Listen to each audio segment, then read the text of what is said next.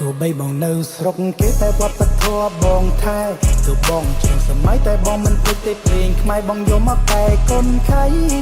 យ៉ាងម៉េចដែរបើអូនពេញចិត្តឡើងមករំមកមានស្នេហ៍រំតលងនេះនឹងហ៊ីបហបថ្មីហើយបងជំនះច្រៀងឲ្យអូននឹងលោកលៃសប្បាយអីក៏បានបងមិនប្រកាន់ទេថ្លៃឲ្យតែអូនសប្បាយតែសូមកុំភ្លេចប្រពៃណីណាចុះថ្ងៃនេះថ្ងៃជាកាលវេលាកម្រមកដល់ជាថ្មីដែនដីអ្នកអង្គរយ៉ាងបានជួបក្រមុំថាអូនសែនល្អអូនរំស្អាតណាស់មើលទៅដូចគេណ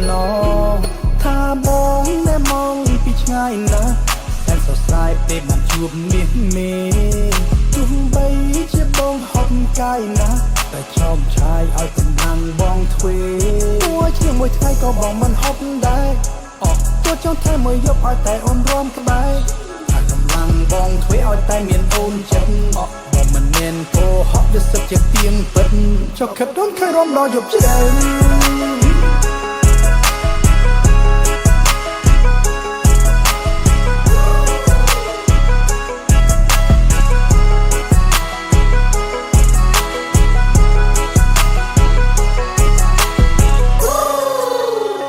ទោះបីបងនៅស្រុកគេតែវប្បធម៌បងថែទោះបងជាងសម័យតែបងមិនភ្លេចទេភ្លេងខ្មែរបងយកមកកែកូនខៃយ៉ាងម៉េចដែរបើអូនពេញចិត្តឡើងមករំមកមានស្នេហ៍រំតលងនេះនឹងហ៊ីបហបថ្មីហើយបងជំនះច្រៀងឲ្យអូននឹងលោកលៃសប្បាយអីក៏បានបងមិនប្រកាន់ទេថ្លៃឲ្យតែអូនសប្បាយតែសូមកុំភ្លេចប្រពៃណីអូនទេ